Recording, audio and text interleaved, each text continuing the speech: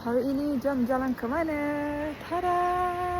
Assalamualaikum semua. Hari tu saya bawa keluarga jalan-jalan ke French Village. Sebenarnya saya juga sendiri lama tak datang, jadi memang teruja dan datang balik. Tempat ni masih cantik macam dulu, udara pun sejuk dan nyaman. Memang sesuai kalau nak datang santai dengan family. Anak-anak naik bas ni pun, wah seronoknya, hanya RM10 per person. Memang ada perubahan sedikit, ada aktiviti tak sama macam dulu.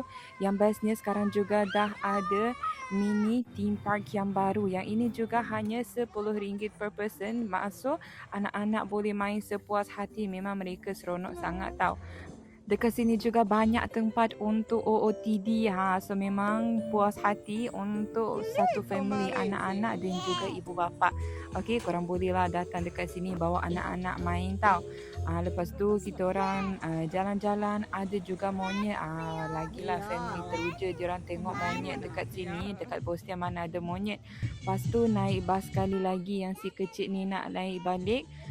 So saya pun naik sekali bus lah juga kan. Okay. Overall memang seronok dapat datang semula lepas lama tak singgah.